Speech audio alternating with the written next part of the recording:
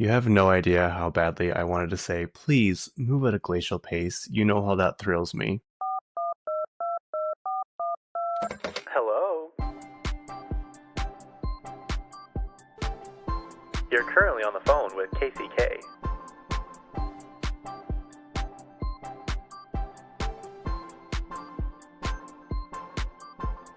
Yep, that's me. Good morning, everybody. Welcome to I'm on the phone with Kacey. You're currently speaking with me, Kacey. I still am holding out hope to get that Instagram handle that is just Kacey minus Kacey_K. And for some reason that bothers me quite a bit. I just want Kacey. That's all I want. And the girl has not posted since 2012. And I don't know why they're keeping her account. Don't they get rid of old accounts? Like, I just don't understand. Speaking of that, if you have, did I talk about this last time? If you have Snapchat, I absolutely hate Snapchat. I hate it so badly. It just gets worse and worse and worse. It used to be fun when I was in, high school, but now it's like some people only communicate on that. I know people who only have Snapchat and no other social media. I'm like, what? Did they pay you? Like, I'm so confused. Anyway, I turned this setting on because I was so sick of getting notifications. And for some reason, I get notifications about people's stories or friend requests that I should think about, but I don't get them when people actually snap me. So I log on every now and then because for some reason that's the only way some people communicate. And I'll have like a bunch of missed Snapchats. I'm like, why are you not telling me this, but you're telling me, oh, some random ass person who I don't know posted a story. Anyway, that's not what I was getting at. What I was getting at is they're going to start charging you for your storage, and if you do not pay, they will delete it all. I guess if you have over 5 gigabytes of storage of memories and stuff, they are going to delete. I don't know if it's all of it or just everything above 5 gigs. I guess they wouldn't. How would they know what is like old and new? So I think they're just deleting it all. Is what I got, but. I guess it started in the UK, so it's already begun over there. I highly doubt I have 5 gigabytes of Snapchat memories, but I don't know, you never know. So if that scares you, you might want to go ahead and download all those to your iPhone and, save them somewhere in the cloud, or if they're naughty pictures, save them in your hidden folder. As you can see, if you're watching, first of all, I've changed the settings on this, so hopefully the camera quality is better because when this automatically makes me little clips to put on TikTok, but they're so grainy and pixelated that I'm like, I don't really want these on my TikTok. So I saw that it's only recording in 720p, and if you're unfamiliar, that's pretty terrible. It's like 90s television or early 2000s TV quality. 1080p was the standard for a while. Now it's 4K. Now we're getting into 8K, which I heard past 8K our minds, our pupils, our eyes can't even comprehend that. So who knows? I've heard they have 10K. I've heard they had 16K. I don't know why. If we can't process it, what's the point of making it like that? Anyway, I'm hoping this camera quality will be better so that I can post because I'm like, I don't even want to post these. So hopefully it'll be better. Hopefully it'll be, I don't know, it's going to take up a lot more storage. I know that. But, it's worth it. That being said, I think you can see the pictures in the background better. I went to the Dua Lipa tour in Los Angeles and I got this poster. You can't really see it. I need to angle my camera better. But yeah, and I got this really, really, really, really cheap frame at Hobby Lobby. I want them more ornate, more like grand, like you'd see in probably the Palace of Versailles, just like that French detail. But they're kind of expensive. And the ones that I wanted weren't that expensive, but they didn't have glass and they didn't have a back. So I'm like, I guess these are just for canvas. And then the other ones, they didn't have my size. So anyway, here we go. There's that. If I change it later, I will let you know, or you can just watch and see. This right here has been sitting on my fireplace mantle for 10-ish months. My friend Jackson last year got it for me for Christmas, and it's just a canvas printout of the title of the podcast. And so there it's finally up. I just am getting around to doing things. I've been hanging out with someone lately who, when anything comes to their mind, they just like do it right away. And I'm like, oh, you can do that. You don't have to think about a project for 6 months to 3 years before you finally do it. And I'm like, oh, okay, maybe I should just start doing things. And that's what this is. That's what this is. I walked into the president of Disney Channel and said, I want to make history. And that's what this is. This is me making history by finally putting up my pictures. I have so many more. I have so much more stuff I want to put up. But baby steps, baby steps. What else? Okay, should we dive into my trip? My hair right here is bothering me. I just feel like I'm falling apart. I haven't had my hair cut in so long, and my eyebrow lady, as we all know, is on hiatus still, and it's really bothering me. I hate when my eyebrows look like this. I hate it so bad. But alas, we'll what do they call that? Persevere. We'll persevere on. We will continue on, and we will be okay. Yes. So we went. Me and my friends Mallory and Jackson. We went to Los Angeles on Sunday morning because we had a Dua Lipa concert on Tuesday at the Forum. I've never been to the Forum. I had some friends who've been there a lot, and they're like, it's not a very good venue. It's just, I guess, it's old. But I liked it. I didn't mind it. I think it's specifically for concerts. Like, I don't think they have basketball there because right next door is the SoFi Stadium, which is that massive, massive stadium that like Beyonce and Taylor Swift play at. And then next to that is the Intuit Dome, which is where they do play basketball. It's actually a pretty cool building. It's very, very futuristic, very like Xenon girl of the 21st century vibe. So yeah, I think it's just for concerts, but we went there. The first day we got there, well, the next day, I guess, we went to Knott's Berry Farm. If you have not been to Knott's Berry Farm, I recommend it because it is well, it's half the price of Lagoon, all my Utah people. You know, you've heard me talk about Lagoon and how outrageously priced it is. Lagoon is like $125 now. We went to Knott's Berry Farm for 60.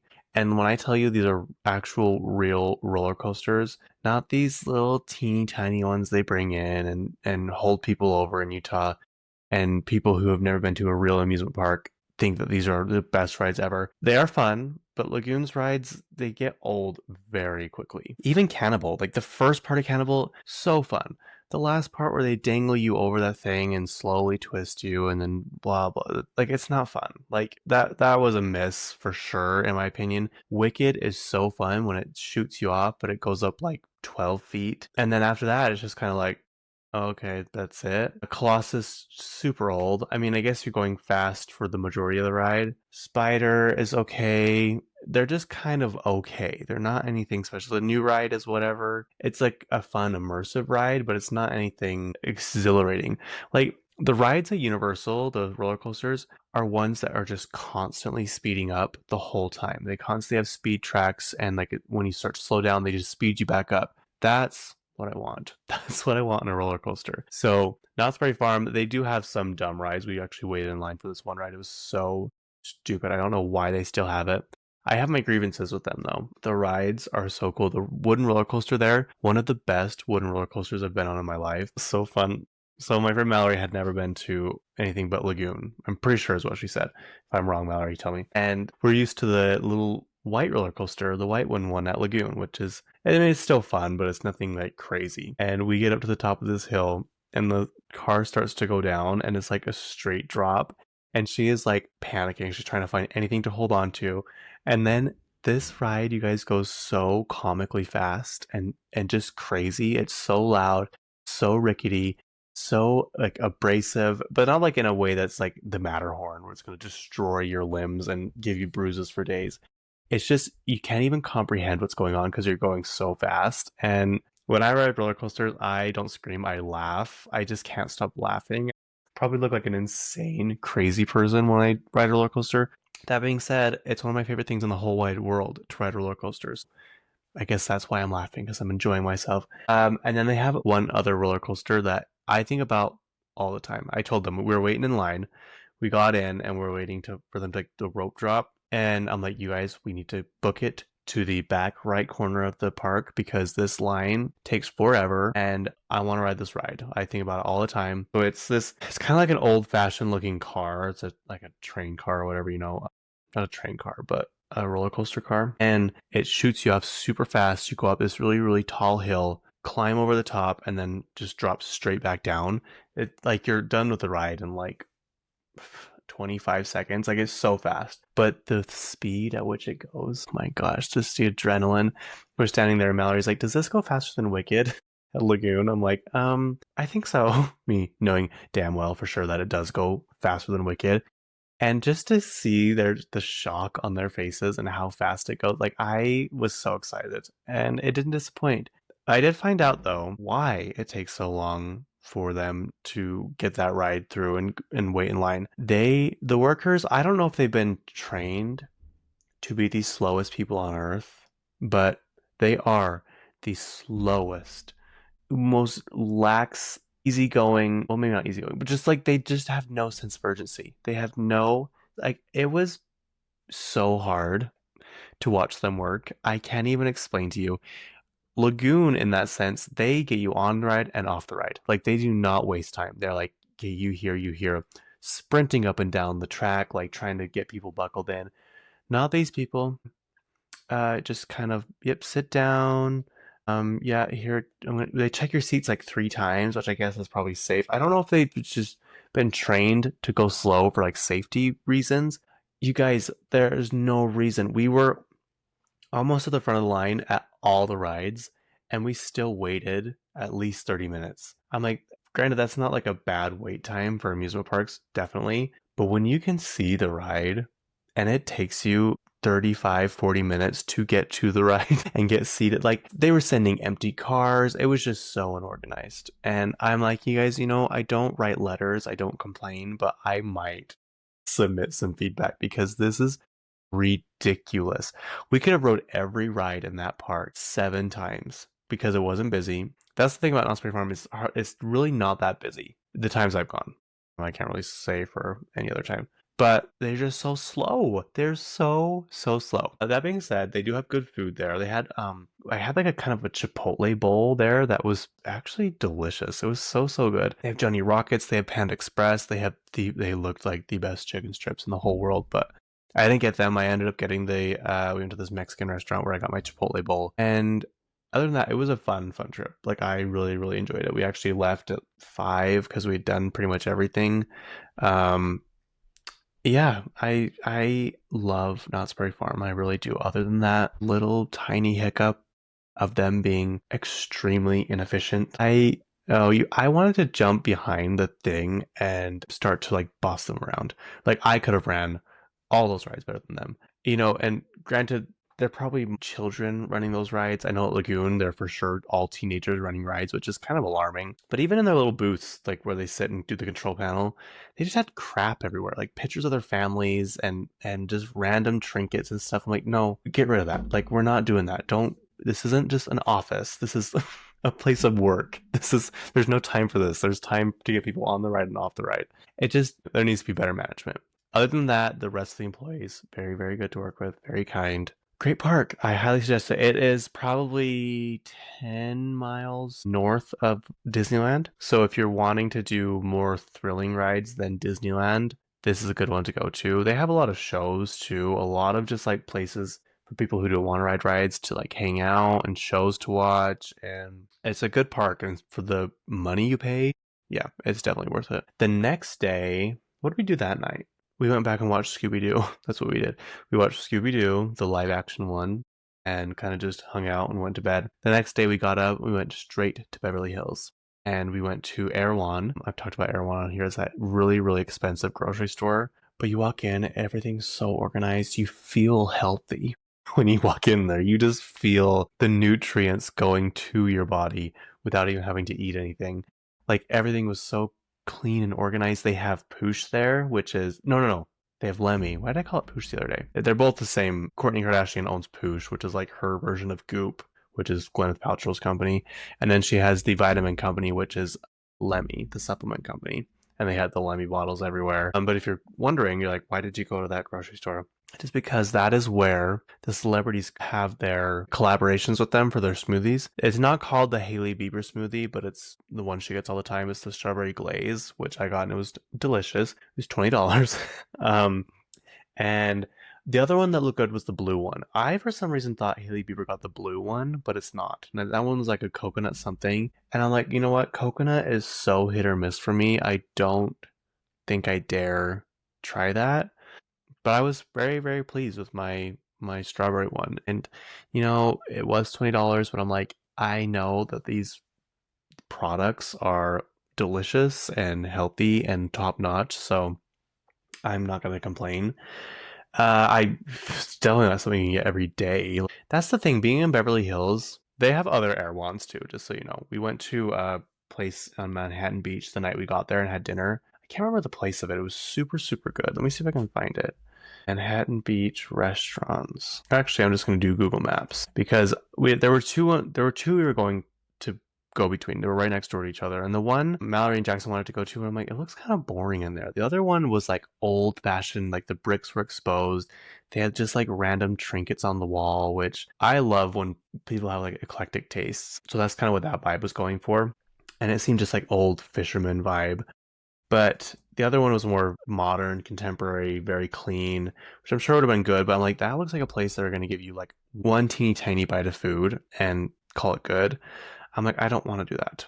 I want a lot of food, and that's what this place gave us. Also, it was closed when we got there because it was nighttime, but at the end of the pier on the Manhattan Beach Pier, they have an aquarium. So that's fun. Yes, okay. It is called Rockin' Fish, and I had the salmon, of course, because that's what I always get. Mallory got the shrimp cocktail, I think it was what it was, and Jackson got the fish and chips, and Mallory said those were the best fries she's ever had in her life, and they were delicious. They were very, very good. So if you're in Manhattan Beach, kind of just wandering around, it's right next to the pier. You don't have to walk very far, and it's really, really good. Rockin' Fish. Now that I'm looking at it, it looks like it could be a chain, but who knows? If it is, they're doing a very good job. Okay, then, so just being in Beverly Hills, back to my Beverly Hills story, was so fun. Like I saw the original Cheesecake Factory. I wanted to go there so bad, but we were there pretty early. We were there like 9, and I don't love Cheesecake Factory's breakfast. I know. I've always wanted to try their pancakes, and so I got one the other day. But here's the thing: just one pancake, they have like a lemon one or whatever, is like $15. And I'm like, I don't want to get a giant pancake and just have that, and then have to order an entree too. Like I don't know. Their breakfast meals need to be better, in my opinion. They were good. Like there's nothing wrong with them, but I wouldn't order breakfast there again. Maybe what I got. I got the eggs and bacon and just their classic pancake, which again delicious. But um plus, we just really didn't have time. Like it was just not in the cards. But I will go back. I will go to the original Cheesecake Factory. But it was so interesting to see people driving around and walking around in Beverly Hills. Like they just have such a different life than us, and I don't know. It's like you wonder how many of them were born there or just have like family wealth. How many of them have made their own wealth and moved there? How many of them are just so insecure, even though they have tons and tons of money and so many people would build to have what they have, but they're just constantly looking at the other person who has more. I don't know. It's just interesting. They were all in these like you could tell everything they were wearing was expensive. Some people were in nice suits, some people were in dresses, some people were in just like streetwear that looked drabby, but they paid a lot of money for it. And it's just like these people, this is their life. They get up in the morning, they go to Erewhon, they go to Pilates, they go to lunch with their friends, they go shop. Like it's just like what a life. What an interesting life to live. And who knows, maybe I'll get there someday. Maybe when you guys blow this podcast up that I can go and live my dreams and shop on Rodeo Drive. Just the stores on that road were incredible. After that, we went to the Grove, which is not very far away from Beverly Hills, and it's like their shopping. It's like their much, much, much, much, much better version of City Creek and the Gateway Mall in Salt Lake. I think it's kind of like what they wanted Gateway to be originally, and it just never panned out that way. I mean, it's hard in the winter in Utah for sure, but they have one of the coolest Barnes and Nobles I've been to, and I went there in 2016 when we went to Palm Springs. We made a trip to LA one day. Their Barnes and Noble is 3 levels, and it just has this big, massive. What would they even call it? Not a rotunda because it's not round, but you can just see straight down into the middle, and it's just like books everywhere. So we went there. I got my magazines, of course. We went to Nordstrom. We went to Ritzia. We went to Zara. The Zara there was really cool. Um, and then we went to. Oh, I was like, you guys were this close to my friend Amy from I met at Katy Perry. She was like, you have to go to Skims. I was like, I completely forgot about Skims. Not forgot about, but they had a store in LA, and I think it's in West Hollywood. Yes, it's in West Hollywood, California. And my friend Jackson's like, hey, I want to walk past the Oppenheim Group, which is, if you're not aware, on Selling Sunset on Netflix. It's that reality show where they sell expensive houses. which is so good, by the way, very juicy. And so I was like, oh yeah, for sure, we'll do that. We're driving and he's making a U-turn. He's like, there's the Oppenheim group. It was like basically across the street from Skims. I was like, oh, it's just all lining up perfectly. So we got out of the car, we went into Skims. It's beautiful, amazing store. I walked in, I was like, you know what, maybe I'll get the Post Malone collab. Maybe I'll get like the camouflage set for my Christmas pajamas this year. I walked in, I didn't even think they had a men's selection at first because I couldn't see it anywhere. They had the tiniest men's section I've ever seen in my life. It was probably the width of my laptop, and they had the same underwear just over and over and over again. They had two different. They had the cotton kind and they had the stretch kind. They had it over and over again. They had the pajama set, the jogger set I bought 2 years ago for Christmas. I think that's it. That's all they had. I'm like, we're in West Hollywood. This is like crawling with gay people. Like they wear Skims. What is going on? I just didn't understand why they had the smallest selection of clothes I've ever seen for men in my life. Like I'm used to going into stores and them having tiny men's selections. This was like the tiniest I've ever seen. It's like behind a wall. Like you had to go kind of behind this wall to find it. I'm like, okay, there we go. Um, anyway, I bought some underwear, of course. I didn't have the stretch kind, so I wanted to try it, and I love. So I'm glad I bought it. But I was actually sad. I wanted to buy actual clothes there and be able to feel them and see, because buying clothes online, you just never know the sizing ever. It's so hard to tell, especially with Skims. 'Cause I feel like a lot of things are oversized, and then some things aren't. So it's like you really don't know how to tell. Anyway, after that, we went to Santa Monica Pier, which is the pier in California that has like the roller coaster on it, the Ferris wheel. We hung out on the beach for a while. It wasn't busy. Obviously, it was cold. The water, it wasn't like freezing outside. It was like the right, perfect temperature. Slightly overcast. You could still see the sun. I read my Austin Butler Men's Health magazine. Had my Alani. They like Jackson and Mallory were like in their swimsuits. They're like, "You're not gonna go swimming?" I'm like, "No."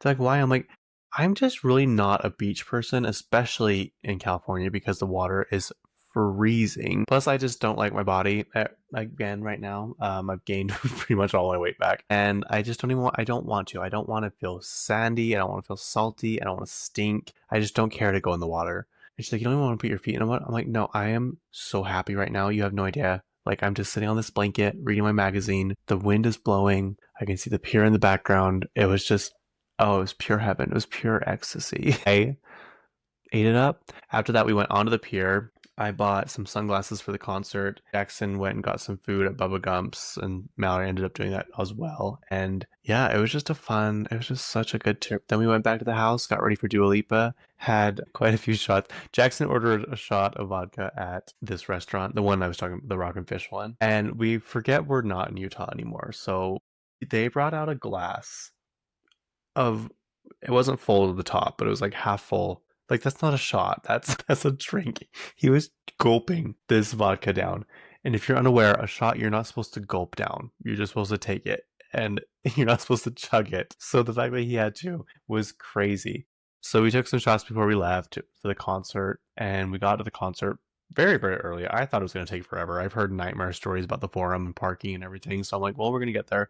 We got our merch. I got this really cool, I don't have it with me right now, but a hoodie. It's camouflage. It says Radical Optimism on it. I got the poster here.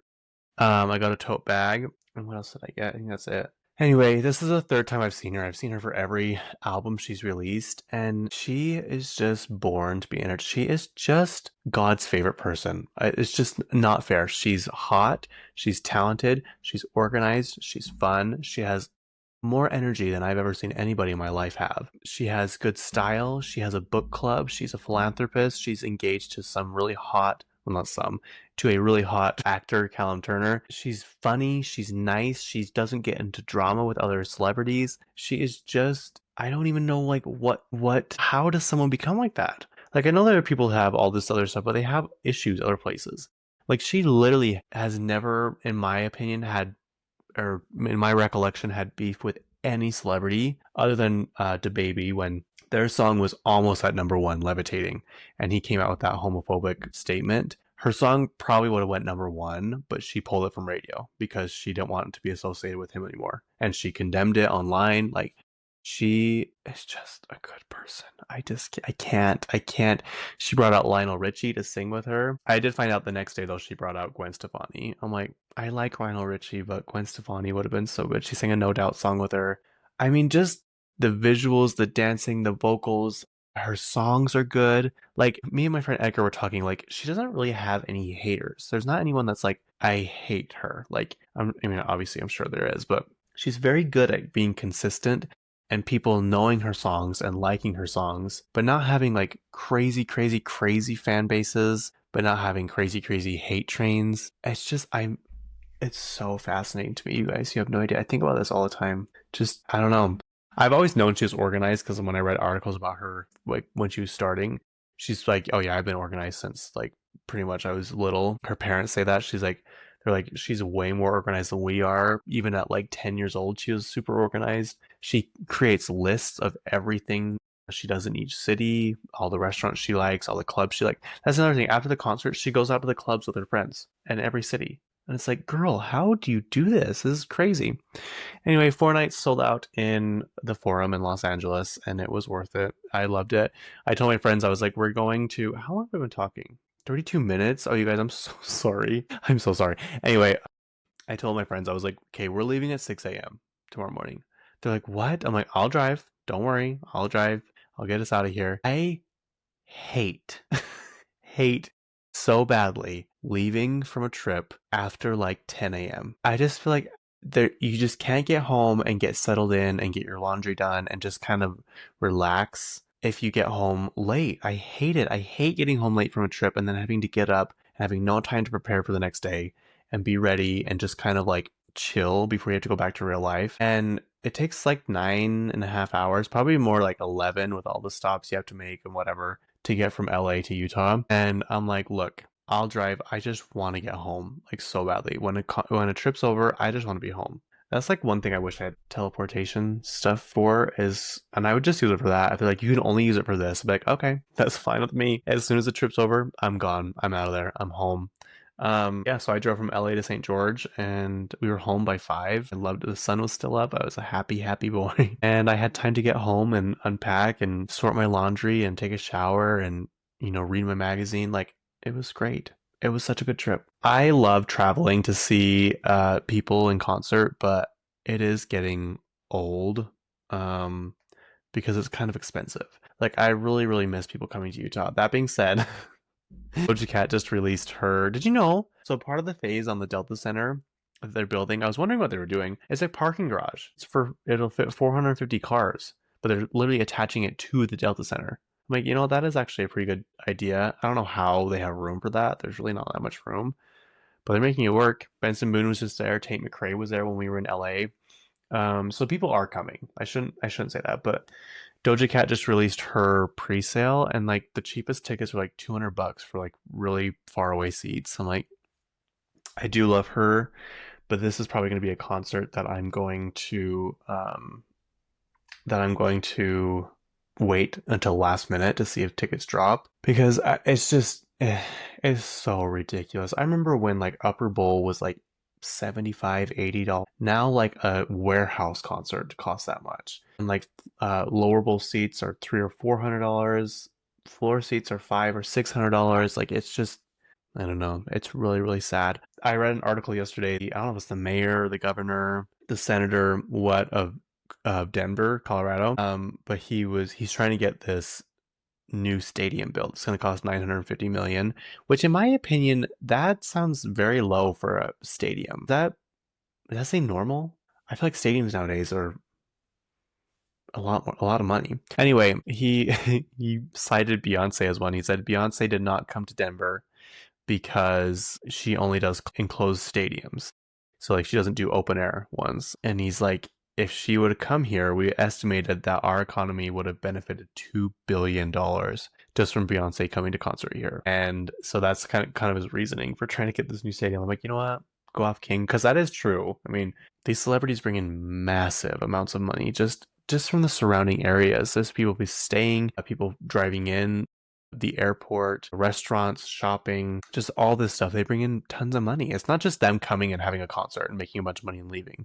Like it really is benefiting just everyone around them. Yeah, okay, sorry. 37 minutes I've been talking about myself. I hope you guys like me because, yeah. Also, this is a test to see which of my friends listen to my podcast. We have decided, me and another person who, I think I'm gonna have to wait till my ticket's paid off to be able to sell it, but we're no longer going to Coachella because it's just not. If it was closer and it wasn't so hard to find places to stay and to get transportation there, it might be different, but this lineup is not worth it, you guys. And you have heard me complain from day one.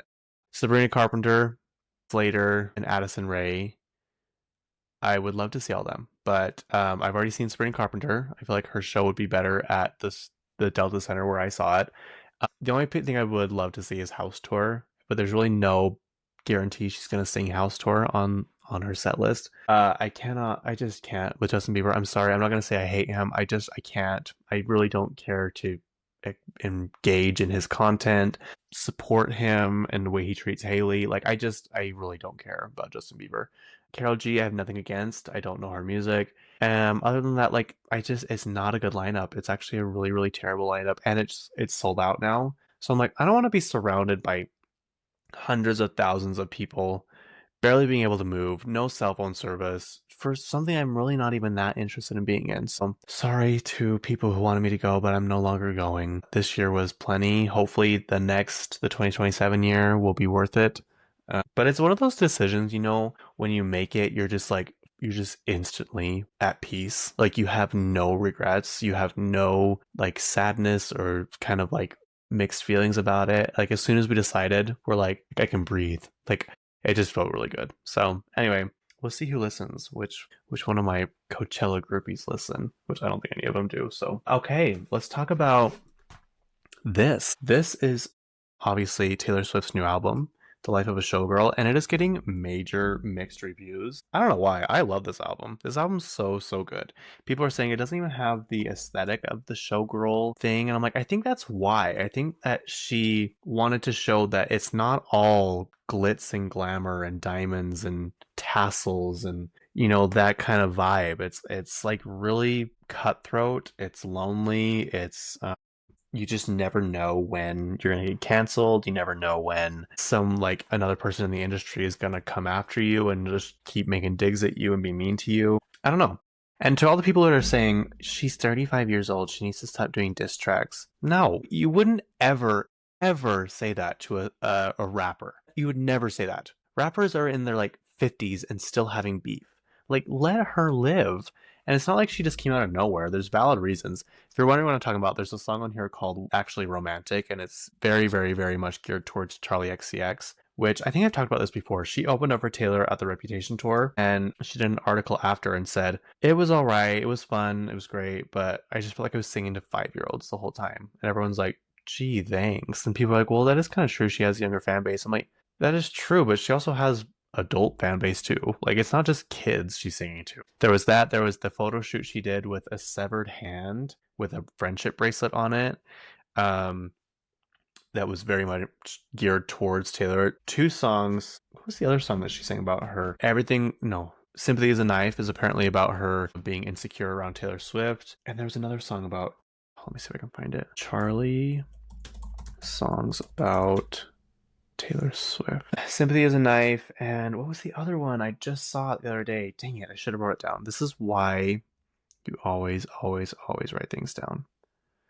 Okay, anyway, doesn't matter. And then, but the thing is, with this one, Taylor didn't really even call out. She didn't call out her by name. She says, she mentions Coke. She's like, you call me boring Barbie when the Coke's got you brave. And people are like, oh, how dare you? How dare you bring up that she uses Coke? And it's like, she sold a vinyl with fake cocaine inside of it. Can I say that on here? With fake Coke inside of it. Um, and talks about all the time. She sings about it. There's literally a line in one of her songs that says, I'm so hot with snow up my nose. If you're wondering what snow is, just take a little guess. I don't know. It bugs me. It's kind of like I'm a very non-confrontational person. I just like everyone to get along. I like to keep the peace. It really makes me uncomfortable when people are mad or angry or upset. And so I very rarely get mad at other people. Like behind the scenes, like I'll vent and be frustrated and stuff. And I'm never gonna just like get mad at somebody. And when I do, it's just like I'm at my wit's end. I get snappy, I get mean, and then I've always had people say, especially you, mom. No offense, but it makes me mad when you do this. When I finally stand my ground and stand up for myself, then all of a sudden, oh, I'm the mean one. Oh, Casey, you don't act like that. That's not you. So everyone else can be mean, but I can't stand up for myself after being tormented for how long? Like it's what it's giving. It's giving. She finally says something about it, and people are like, "Oh, how dare she? How dare she be so mean to people and stand up for herself?" I am for it. So suck it. Anyway, this one's the Target edition. We went at midnight to Target and got this. I didn't bring them with me. They gave us little tickets because I think we went after everyone was already there, so we didn't even have to wait in line. And the people are like, "Oh, do you have your tickets?" I was like, "Oh no, do we need them?" They're like, "Oh no, you're fine." And they're like, "Do you want the tickets?" I'm like, I was thinking there was like little tear up ones, and I was like, "Well, are they cool?" They're like, "Oh yeah, you're gonna want these." And they showed them to me, and this is like a picture of her and like says some other things on it. Like, yeah, I definitely want that. And they also gave us free squashies. If you're wondering, squashies are Taylor Swift's favorite candy. So I'm like, that's a cool touch. I don't know if every Target did that or just the one we went to. And I'm like, that is a very smart idea because it's just like, even the people that were giving out the candy, they're like, why are we giving this away? And I almost said like so quickly, like, it's because it's her favorite candy. But one of their other coworkers already got to it. Okay, this one I ordered. Oops. I ordered online. This album is breaking all kinds of records, whether they love it or hate it. It's just weird how not even just her, but people in general, you just cannot please everybody because last album was too poetic. The album before that was too poppy, too weird, too out there. Reputation was too dark. Red was too all over the place. Lover was people hate me. I love that song. I'm sorry. I will never diss on that song. That song is fun. I don't get why people hate that song. People are like, it's so cheesy, it's so cringy, and that's what they're saying about this album. It's cringy, it's cheesy.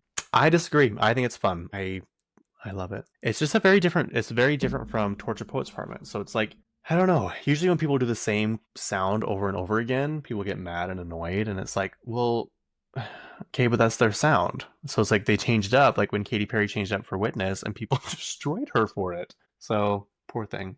Okay, here we go. This one. I wonder what the other one. I have one more. This. I wonder if I should open up and show you the actual vinyls. Hang on, let me get this one open, and I will be right back. Oh, this is the one. There's actually a photo that's going around lately that should have been the album cover, or actually at least one of the variants. It is one of the best pictures I've ever seen of Taylor Swift. I'll put it here. She's wearing some kind of crown thing. Like it. I'm like, why? Why wasn't that an option? Why wasn't it this one? Love, love, love, love. I wonder what color the inside is. So my favorite songs on the album are Fate of Ophelia, and that broke the record for fastest song in a week to hit 100 million streams, and it became the most streamed song in a day on Spotify. I also saw a thing that said the life of a showgirl becomes, or Taylor Swift becomes the best-selling artist, best-selling song, best-selling album on Spotify, like all at one time or something. So that's kind of cool. The song I don't love on here is Eldest Daughter. I just don't really, it doesn't really relate to me. And not that everything has to be relatable, but you know what I mean. This one doesn't. Fate of Ophelia for sure. Elizabeth Taylor. People are loving Opalite. To me, that's kind of giving what me sounds like to other people. You know what I mean? So I guess I can kind of get it. I don't hate it nearly as much as people hate me, but it's kind of giving that kind of sound to me. Me is fun. This one just seems kind of like I don't know, kind of more childish, more like whatever, not anything crazy. Father Figure I do love. Mallory, my friend Mallory asked me, she's like, is Father Figure about Olivia Rodrigo? And at that point I hadn't heard anything of that. So I'm like, I don't think so. But now that I listen to it, I'm like, I think it might be. It's basically her saying like she's the top dog. She's the one that was kind of helping guide people. She's just like the father figure of that person and just showing them the ropes and all kinds of stuff. And then I have seen TikToks where people are like, is this about Olivia Rodrigo? So you are onto something, Mallory. You are onto something. Okay. Oh, look, I just love vinyls. I love pop culture. I love celebrities. I wonder what she says in this. Should I read it? I don't know what this is. It's too long. Should I read it? He ran to his car from work to catch the flight, missed the first act, but somehow it's better this way. It's just right, because you get to watch him make his way through the masses, parting the crowd like some neon Moses in a sequin sea. He is a magnet and a trampoline, the tiny bubbles in champagne, haphazard but precise. He crash landed next to you, reckless but never with your heart. If he's in, you are too. You begin to feel that every song before was just a prayer, a wish list. He is not what you've been waiting for. He is more. Why you held out, why you left, and nothing aches suddenly. He has that effect. Tonight all these lives converge here, the mosaics of laughter and cocktails of tears, where fraternal souls sing identical things, and it's beautiful, it's rapturous, it's frightening. It's worth everything it has cost you, and even in your darkest or drunkest, you wouldn't say any different, would you? You would choose all of it again, no matter how the story ends, with the ugliest booze or the loveliest bouquets. They say that is a choice you make every single day, and that is the life. And that is how you love the life of a showgirl. All right, what does the vinyl actually look like? Okay. See, there's just so many other better options than the original cover that she used. But it's a nod to Ophelia, apparently. Ophelia drowned, I think that's what she said. And so she's in a bathtub drowning. Look at this. Look at this, you guys. Love. Such a good job. Yeah, so there's that. Even this, like, why wasn't this an album cover? I don't know. Okay. All right. Here's more to add to my collection. I don't want to cover up Tortured Poets Department. That's sad. I don't want to cover up Kim either. Okay, sorry, Sabrina. Covering you up. These can sit here. Okay, let's talk about some stuff before this episode times out. I should say this album, Life of a Showgirl, has sold over 3.5 million copies in a week. I think, what was it, 2 million in one day? Maybe a million in one day? That is insane. That is so crazy. Also, that just reminded me she beat Adele's record apparently, and Adele was at Dua Lipa the next day, and Olivia Rodrigo was there the day before. So my friend was down on the floor, and he's kind of by the wall, and he looked up, and right behind him, up in the seats, was Olivia Rodrigo. So he posted a video on TikTok, and he's got like over 1 million views. I'm like, that is crazy. That is so fun. I just love seeing celebrities out in the wild. Okay, Fran Drescher, she got a star on the Hollywood Walk of Fame. If you're unaware who she is the nanny. If you never watched that, she's a classic show, and her outfits on there were to die for. Also, she is the president of the SAG-AFTRA, of the Academy of Motion Pictures, or something like that. Anyway, congratulations to her. Love her. Trisha Paytas is supposedly, she's busy. She tied her tubes, and now she is on her way to being a star, which is what she's always wanted. She's got what she's wanted. She has her family, and now she has all of this stuff that she's being able to do. Like, she really is the life of a showgirl. But she's going to be on Broadway playing in Beetlejuice. I don't know what she's doing. Okay, well, that's all I can find about that. But she also is rumored or confirmed to be, this has been a rumor for a long time, in the new Euphoria season. My thing is, this is probably going to be, she's going to be a character in there for 3 minutes. That's probably it. She'd probably make a cameo, maybe, is what I'm guessing, and then leave. I don't know if she's going to be an actual character. That's just another reason, like, I'm not excited for this new season. This show's a train wreck, you guys. I'm so sorry. It really just is not good. Like, I said that to my friends, and they actually kind of got mad at me. I'm like, sure, some of the acting is good, the music is good, like, there are some good things about this show, but as a whole, this show is just not a good. It's just not.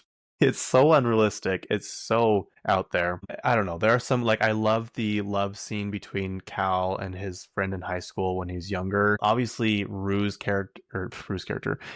character Rue is like, she does it very, very well. And people are like, Rue's annoying, Rue's annoying. I'm like, yes, you are correct, but that just shows me that you've never had to deal with an addict. And to that I say, be lucky if you've ever had to deal with an addict. It is that. It is that. And it's a lot of uncertainty, a lot of second guessing, a lot of not believing, a lot of you just don't know what to do or to comprehend or to believe. And it's very sad, but she does a very good job at portraying it. So that, I will say, in the show, that is a really good interpretation of actual real life events. The rest of it, like, I don't know, just if any children out there go to a high school like Euphoria, please let me know. I'm just so curious if that's an actual real high school experience, because I can't even imagine that it is. But some people are saying watch her be like the older version of Cassie after she's had like her kids and is settled down and married.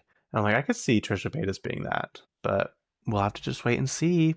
Supposedly it's coming out in the spring of next year, and every time they update something on it, it's a picture of Zendaya standing like this, like just totally stone cold, stone faced, whatever. And someone's like, I've seen this picture of Zendaya more than I've seen my own family. And it's so true. It is so true. Okay, Magnolia, which is Joanna Gaines's company, they have branched out into food now. I saw this in person myself when we went to Target the other day. Um, it's called Magnolia Table, and to my recollection, this is new. I could be wrong. It's gotten great reviews so far. Most of them are 4 stars and above. Most of them are 5 stars. They have chocolate chip cookies. These are all frozen too, by the way.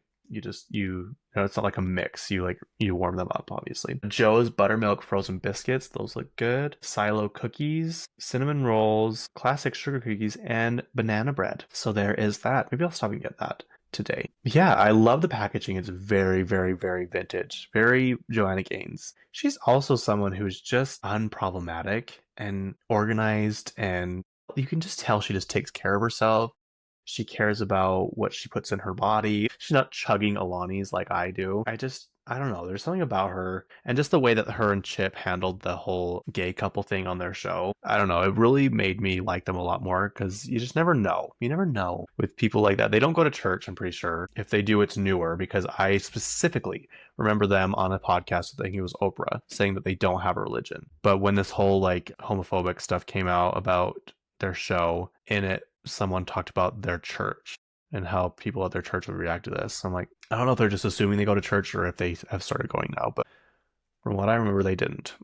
Which isn't a bad thing. Go to church if you want. It's whatever. Let's see. Fast and Furious apparently has major budget cuts now. They're cutting it by like 50 million, which is crazy. You know what is also crazy to me? This just brought up because if you're unaware, on Guardians of the Galaxy, the tree that says "I am Groot," the tree that says "I am Groot" over and over again, that's all he says, is played by Vin Diesel. I'm so curious. How much does... And then the raccoon, played by Bradley Cooper, which he obviously talks a lot more, but you really wouldn't be able to tell it's Bradley Cooper unless you knew. At least to me, it sounds like that. But I'm like, why are you paying these guys this much money when you can just hire some random ass person and not have to pay them very much and save money that way? How much did Vin Diesel get for playing Groot? That's the number one thing. Vin Diesel was reportedly paid around $54 million to play Groot. Are you kidding me? $54 million to say I am Groot. That's it. Maybe in like 15 different ways of saying I'm Groot, 20-ish. $54 million. That is absolutely... This is why things cost so much money now, because they are paying people this much money to do shit like this. Like, what? It's kind of like how much they're paying athletes now. Like, sure, it's cool. It's cool to hear this massive number. Like, how much does Robert Downey Jr. get? Robert Downey Jr. has earned approximately 380 to 435 million for his Marvel roles. He's slated to make over 100 million just for playing Doctor Doom, and they're not even sure that this is going to work out. It's not even a for sure. Oh my gosh. Initial earnings: Downey Jr. started with a $500,000 salary for Iron Man, but his pay quickly increased to 10 million for Iron Man 2. He has a good manager. That's just, it's cool to hear these numbers, like Josh Allen getting 450 million, was it, for playing on the Buffaloes or whatever. But then that just makes us have to pay more money. They're going to up the cost of parking. They're going to up the cost of merch. They're going to up the cost of, what am I trying to say? The food, like the concessions. They're gonna have the charges of tickets. They're gonna have the prices of everything, of what it costs to pay to watch it on TV. Like, it's just everything goes up because they pay stuff like this and then they can't afford to do it. So I applaud them for making budget cuts to Fast and Furious, because we all know Fast and Furious is just way out there. It's very, very interesting. Aubrey Plaza is selling her house. This makes me sad because I'm pretty sure she's selling it because of her husband passing away, and she probably just doesn't want to be in that house anymore. Aubrey Plaza selling a Los Angeles home 8 months after husband Jeff Baina's death. The Spanish style home, which I love. It's actually a really, really pretty house. The Spanish style home, which boasts 4 bedrooms and 5.5 bathrooms, was quietly put on the market last week. The home has been meticulously restored and tastefully updated. The mansion includes a screening room, a wine cellar, a pool, and a large steam room, which they want for it. The listing description continues. This is more than a home, it's a private sanctuary brought back to life with care, style, and enduring character. A rare opportunity for those seeking space, seclusion, and authentic Spanish charm. Plaza 41 in Baena, I think that's how you say his name, originally purchased a Los Feliz home for 4.7 million October 2022. He was found dead in the property. Oh, that's so sad. It was so sad. It's a really pretty house though. How much are they selling it for? Be my NY when Hollywood hates me. Let's see. It says she's selling it for 6.5 million. So she'll make a pretty penny on it. At least, there's some upside to that, but I feel bad for her. That would be awful, because if you're unaware, he passed away from suicide, which awful, awful way to go. Okay, this one is funny. I want to talk about it. Kristen Wiig is in a new movie with Jonah Hill. Not a movie, it's a TV show. It's called Cut Off. Maybe it's a movie. Expected July 17th, 2026. Is it a series or a TV show or a movie? Comedy, drama. Okay, well, anyway, regardless of what it is, I can't tell if it's a movie or a TV show. It says follows 2 rich siblings who are cut off from their parents. Apparently, they are twins. This is how I found out about it. I saw a picture of them on set, and Jonah Hill has this short, like bleach blonde wig, and Kristen Wiig has her bleach blonde hair, of course, and they're just wearing these crazy, insane outfits. And I'm like, oh, this is gonna be good. Also, Kristen Wiig was on Amy Poehler's podcast a few days ago, or like a week ago, and there's a segment where she is showing Amy Poehler videos of the Real Housewives of Salt Lake City because she loves it so much. It's just, I love that because I don't think she has social media. Like, she's like that kind of celebrity who doesn't do that. Um, but she loves Real Housewives of Salt Lake, the Housewives franchises, like all together. And I just love that. I love when people you wouldn't expect to like Real Houses of Salt Lake to like them. And it makes me so happy. It brings me so much joy because I don't know, it makes them feel more human. It makes them feel more just, I don't know, just relatable, I guess you can say. Um, but yeah, speaking of Real Housewives of Salt Lake, if you have not watched, don't listen to this little part. I'll make it quick. Lisa's little dinner actually ended very well. They all kind of made amends and changed their attitudes and stopped fighting. And people were getting mad because Angie called Lisa's son's hair care line, which is Fresh Wolf, a C-list line. And she's like, you haven't even come to check on your son's hair care line, which I've had on my shelves a long time.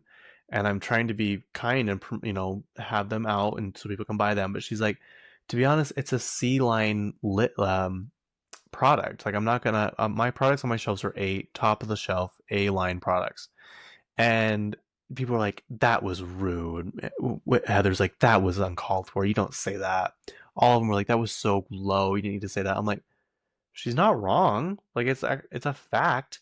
If you saw Fresh Wolf on a shelf and you saw Kerastase, would you think that they were the same level of competitor? No, you wouldn't. Also, Lunatic Fringe does mostly like coloring, like very, very detailed, extremely good work, extremely, um, I don't even know what I'm trying to say. Just really good work.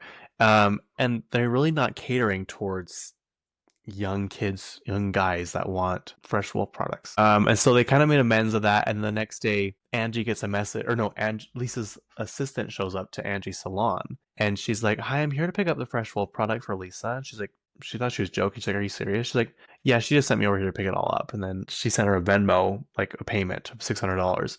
And so Angie goes down to the basement and gets her box of Fresh Wolf and gives it to the assistant. And she's like, "Okay." And what did Lisa say to her? Lisa said something very, very snarky to her. And so um, Angie texts her back and says something different. And then Lisa just kept going. And Angie's like, you know what? I am not going to go on with this anymore. Like, this is ridiculous. We just made up. And now you're doing this. So the thing with Lisa, she won't let things go. And she, for some reason, she gets a pass on all this stuff. That's what I'm saying. That is exactly what I'm saying right there. If you're wondering, Elisa can be mean to all of them and say mean things and do terrible things and throw tantrums and whatnot. But when Angie stands up for herself, she's the mean one. That's exactly what I mean when I was talking about the Taylor Swift song, which actually romantic. And when I finally put my foot down, which is very rare. So yeah, I have very strong feelings about that because it really bothers me. What else happened? Oh, Bronwyn's mother is awful. Oh, she's so mean. She's not even just like mean in a mean girl way. She is just evil. Just absolutely pure evil.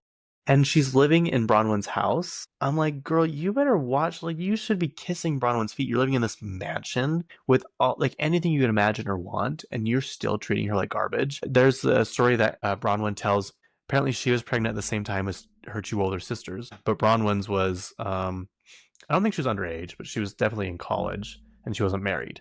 So her mom was pissed that it was out of wedlock, and they were at Baby Gap, and the girl's like, "Oh, that's so sweet. Your mom's buying this for your baby." And she's like, "Oh, actually, no, she's not buying it for me." And the girl's like, "Oh, I'm so sorry. I shouldn't have assumed you're pregnant. Like, I'm so sorry." She's like, "Oh no, I'm pregnant. She's just buying it for my sisters who are also pregnant." And her mom's like, "Yep, I did. I did say that." And it's just the evilness, the pettiness, just the I don't know, no empathy, not even an ounce of empathy or sympathy. Because Bronwyn was like, "How do you think it was for me to have a baby that young on my own with you having given me no support?" And you, that's not true. I take it back. She did watch the baby. She did watch the baby. Other than that, but it's like she's just not nice to her. And her mom's response was, now you know how hard it was for me to have to hide all that, to have to hide that you were pregnant. And she's like, wow, okay. And I just like, my friend Mallory, she hadn't even watched the show. And so we watched it on the way home from LA. And even she was in the back gasping. She's like, oh, are you serious? Like, how awful. Like, she's so awful. She's so mean. And I was like, oh, yeah. And she lives at her house. And Mallory's like, oh, hell no. Nope. Absolutely not. There's no way. She would be out of that house so fast. She would not be in my house disrespecting me like that. Anyway, what else should I talk about? Okay, we'll end on this. Oh, actually, there's a few more we can just rattle off. Robert Irwin is apparently playing in the new Zootopia 2 as Robert Furwin. He'll be a koala. Looks like it'll be like a minor role. Billie Eilish now has her own line of Uno cards. Madison Beer will be performing at the Victoria's Secret Fashion Show. She had a song just come out today, and I like her a lot, but her music all sounds the same, which I talked about that not being an issue earlier, but it's kind of like my friend Edgar had a point. We love her, like, I have nothing against her, but she's had the same look, she's had the same kind of sound of music for so long, and it's just like nothing is even slightly changed. It's just like kind of all the same type of sound, you know? I don't know. I was kind of hoping she would with this new rollout, because her last song, "Yes Baby," I guess I shouldn't say all of her music sounds the same, but "Yes Baby," loved it, love it. It's so good. This one I'm just not loving. Apparently, Tom Cruise. I forgot these guys were dating. Tom Cruise and Ana de Armas. She played in Knives Out. That's kind of where she got her big role, starring role. They are planning to hold their wedding in space. So I want everyone to give them the same amount of hate as they're still giving Katy Perry. Like, seriously, you guys better be so annoyed and pissed off and angry and just absolutely outraged at this, the same and more as what you gave Katy Perry. I'm like yelling at you guys like you did it. But you know what I mean? Like, it's ridiculous. Ridiculous. There's a Clue reality game coming to Netflix.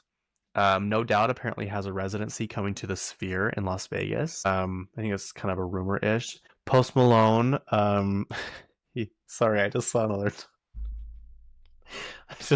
topic that I want to talk about. I think I'll end on that one because it's so funny. Post Malone's bar opened in Nashville. Sorry, you guys are gonna hear it, and it's not even gonna be that funny to you, but it's hilarious to me. Nicole Kidman is on the cover of Vogue November, and apparently it's like a special edition. Dolly Parton, her sister. This is what I was going to talk about. This is funny too because someone's like, "This is just proof that older people shouldn't be on social media." Because her sister posted on Facebook, she's like, please, you guys pray for Dolly. She is not well. She is very sick. She's very ill. She's struggling. Please, please pray for her. So everyone's like, no, please, please, no, this can't be. She's too precious. She can't die. Like all this stuff.